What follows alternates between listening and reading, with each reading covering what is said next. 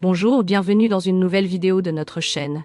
Ici, nous traduisons des témoignages de personnes ayant vécu des expériences de mort imminente. Aujourd'hui, nous allons découvrir l'histoire de Pauline Glamoczak.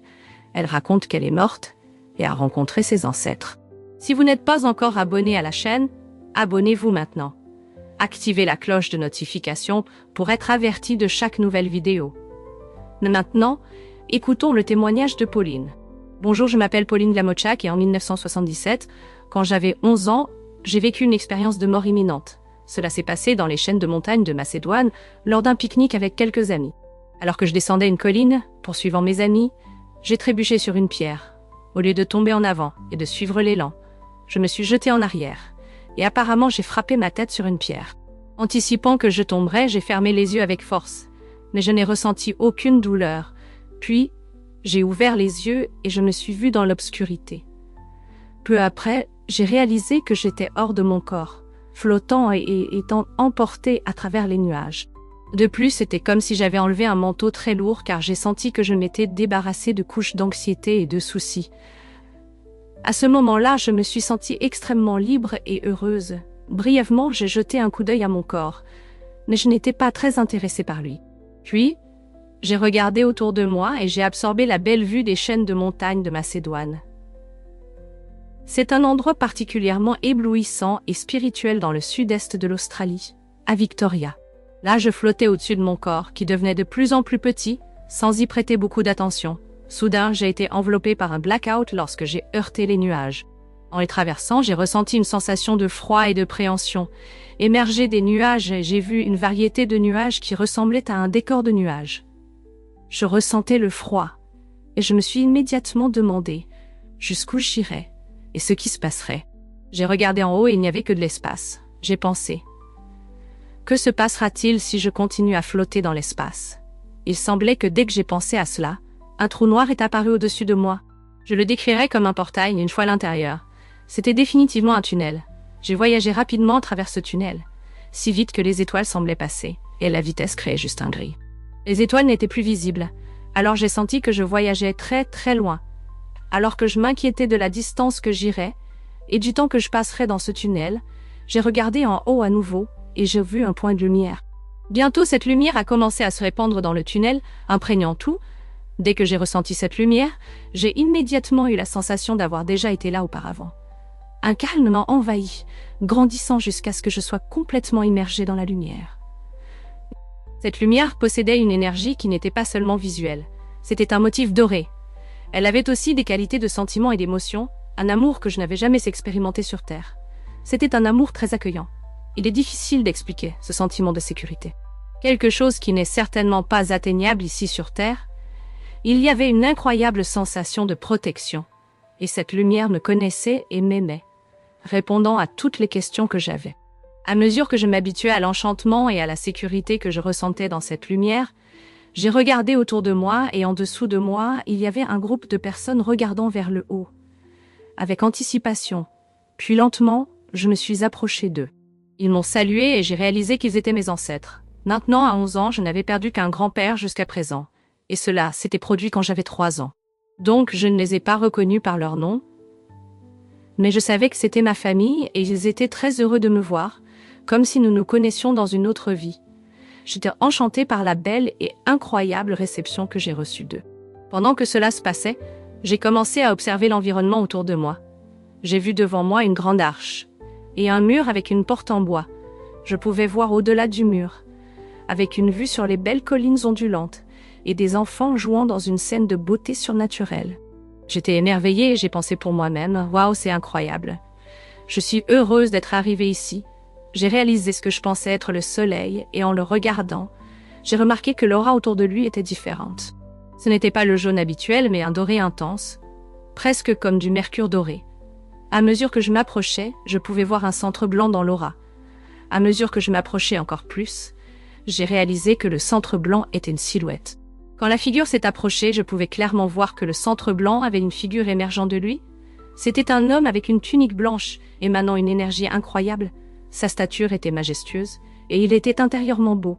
J'étais complètement impressionnée par lui, et intérieurement j'ai pensé, est-ce que Jésus est vraiment réel? Quand j'ai réalisé que c'était Jésus, J'ai exclamé. Il est vraiment réel. Dès que j'ai dit cela, il m'a souri. Ce sourire n'était pas moqueur, mais plutôt de délice. Enveloppé d'une émotion délicieuse, il m'a appelé à m'approcher et il a utilisé un nom qui n'était pas le mien, mais le nom qu'il avait pour moi. En prononçant ce nom, toute une histoire s'est déroulée, révélant l'histoire de mes ancêtres liés à ce nom. J'ai compris que nous appartenions à sa tribu, que j'étais à lui. C'était une énorme révélation, et je me suis découverte devant lui, pleurant abondamment. Quand les larmes ont diminué, et que j'ai pu lui dire quelques mots, j'ai levé les yeux et j'ai vu ses pieds, et la sandale qu'il portait. J'ai remarqué qu'il y avait un trou doré sur le dessus de son pied. Un trou de la crucifixion. La réalité de la crucifixion m'a immédiatement frappée. J'ai été transportée instantanément sur la scène, regardant ce trou. C'est difficile à décrire, car cela s'est produit en un instant. J'étais immédiatement au niveau des pierres, voyant le sang et l'eau couler sur elles. En levant les yeux, j'ai vu une figure mutilée et j'ai réalisé que c'était lui. Il était complètement défiguré et méconnaissable, avec toute sa dignité volée. La gravité de cette scène m'a profondément impressionnée. C'était au-delà de l'imagination et au-delà de l'humour.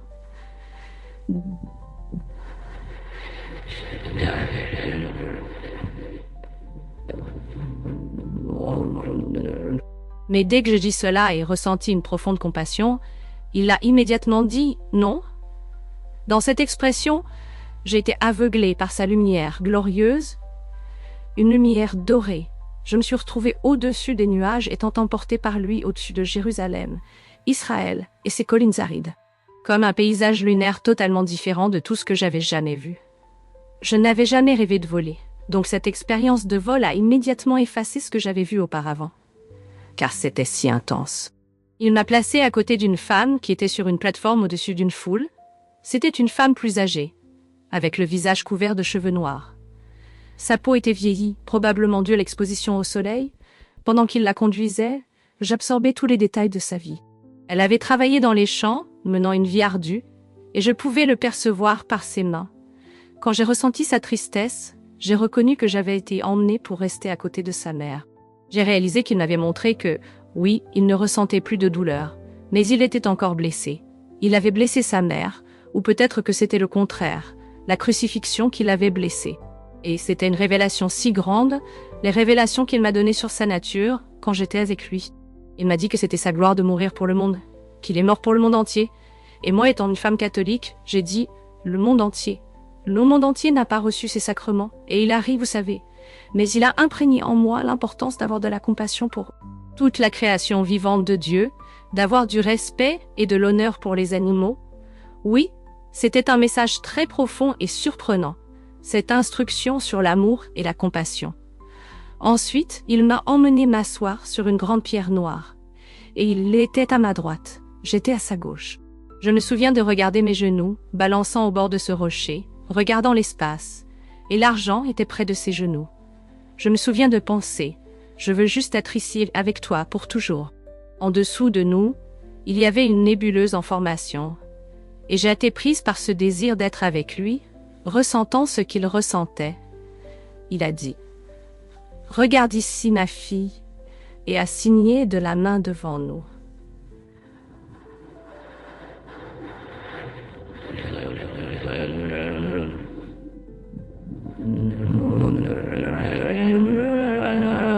Ce livre s'est incliné vers nous, et il y avait quelque chose d'écrit sur la première page, mais je ne me souviens pas de ce que c'était. C'était comme dans ces vieux films en diapositive, vous savez, à grande vitesse, et j'avais de l'empathie, et je m'impliquais avec chaque personnage dedans. Vous savez, je n'ai pas reconnu que c'était ma vie, que je n'ai pas reconnu mes parents. C'est parce que tout le monde semblait si beau, si magnifique. Et maintenant je comprends qu'il me montrait comment il nous voit, que je regardais à travers des yeux spirituels, et il montrait juste les moments les plus beaux, jusqu'à ce que nous arrivions à cette discussion entre deux filles, et je reconnaissais la discussion. Ainsi j'ai réalisé que c'était la révision de ma vie, que je blesserais cette fille qui deviendrait plus tard ma marraine, quand j'ai fait mon sacrement de confirmation. Quand j'étais pratiquante et catholique, oui, j'ai entendu, et ressenti sa douleur. Et j'étais mortifiée, car je l'ai ressentie. intensément et j'ai pensé, waouh, je vis tout de travers, je n'ai pas compris, vous savez, et je lui ai dit, je sais pas ce qu'est la vie. Dis-moi, vous savez, si je peux pas me défendre, euh, c'est vraiment un mot difficile là-bas. Vous ne savez pas. Et maintenant, j'ai réalisé qu'il est juste apparu pour moi et m'a dit d'avoir de la compassion pour les gens qui le haïssaient. Et là, j'étais lui disant qu'il ne savait pas, mais il m'a dit que la vie est à propos de l'amour. Et j'ai dit oui, mais ça ne fonctionne pas comme ça. Ce n'est pas comme ça. Et puis il m'a dit, ta vie sera à propos de ce sur quoi tu te concentres. C'est ce qui crée ta vie, ton focus, ce que tu regardes. Ce que tu imagines, c'est ce que tu crées. Et j'étais encore impliquée avec ce qui venait de se passer. Je pense que je n'ai pas coulé, mais j'avais en quelque sorte des imaginations mondaines. Et j'ai trouvé l'information intéressante, mais je peux comprendre.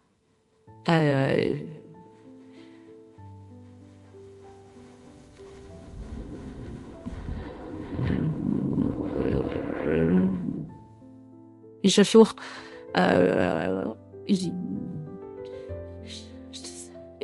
Il m'a simplement dit, je ne te laisserai jamais, tu ne seras jamais abandonné de moi, et je ne l'étais toujours pas, mais je voulais juste rester là avec lui. Ensuite, il m'a montré une image holographique d'un jeune homme beau, et j'ai compris que cela serait dans mon avenir, dans ma vie. Avant de continuer, juste une demande. Abonne-toi à notre chaîne. Ça nous aide beaucoup à continuer. Avant de continuer, juste une demande. Abonnez-vous à la chaîne. Cela nous aide beaucoup à continuer. Je pensais que c'était mon mari. Mais avec le temps, j'ai reconnu mon fils. Il m'a montré son fils, mon petit-fils, quand j'ai demandé si c'était mon mari. Il n'a pas partagé d'informations, il est juste resté silencieux. Puis il m'a montré quelques autres scènes. Et j'ai dit que cela semblait être une vie merveilleuse. Mais je n'avais pas encore décidé de revenir. Il m'a dit que oui, c'était ça, mais il y a eu un éclair de tristesse. Et quand il y avait l'expression triste, j'ai aussi réalisé que je décevrais si je ne revenais pas, ou qu'une certaine déception s'était produite. Alors j'ai immédiatement accepté, et dès que j'ai accepté dans mon cœur, il m'a doucement poussé en arrière. Et je suis revenue à la conscience, encore semi-consciente, avec un mal de tête lancinant, et un corps lourd. Mon chien est monté et a commencé à lécher ma tempe droite. J'ai remarqué un liquide sortant de mon oreille droite, un liquide céphalorachidien. Mais je n'ai reconnu personne, sauf les premiers mots que j'ai dits. Jésus est réel, est réel. Jésus est réel.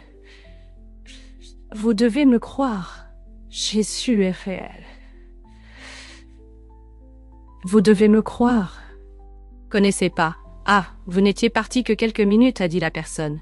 En racontant mon histoire, cela n'avait pas de sens pour moi, car il me semblait que j'avais été là-bas pendant des heures. Quoi qu'il en soit, mes parents m'ont emmené chez le médecin le plus proche et ont demandé que je lui raconte mon expérience. Quand j'ai terminé, il les a simplement regardés et a dit que cela s'appelait une confabulation, résultat d'un traumatisme crânien, et que c'était ainsi que les choses se passaient. Lorsqu'il y avait des lésions cérébrales, il a instruit mes parents de me surveiller et de m'emmener aux urgences si nécessaire. Alors je savais qu'il ne croyait pas, j'ai compartimenté l'expérience et j'ai pensé qu'il doutait de mes perceptions avant mes 45 ans. Jusqu'à ce que j'ai une autre expérience de mort imminente sur la table d'opération, en 2015, face à des entités négatives qui essayaient de m'emmener avec elles. Quand j'ai mentionné que j'attendais Jésus-Christ, je suis simplement tombée en arrière. Réalisant que c'était une expérience de mort imminente, je suis tombée dans l'obscurité. Mais quand je me suis réveillée, j'ai pu voir tout le monde avec ses yeux spirituels que Jésus m'avait montrés lors de ma révision de vie. À partir de là, j'ai commencé à rechercher et à en apprendre davantage sur les expériences de mort imminente. Je suis devenue conseillère, et maintenant je soutiens les gens pour surmonter les traumatismes et intégrer leurs expériences de mort imminente, car il y a souvent un traumatisme impliqué dans cette expérience, surtout chez les personnes qui ont traversé de nombreux traumatismes dans leur vie. Je considère cela comme un cadeau de Dieu, et ma vie a vraiment changé depuis lors. Cette expérience est devenue la pierre angulaire de ma vie, et l'a enrichie de manières indescriptibles. Elle a ouvert une nouvelle dimension spirituelle et aide certainement notre âme à affronter les défis de la vie.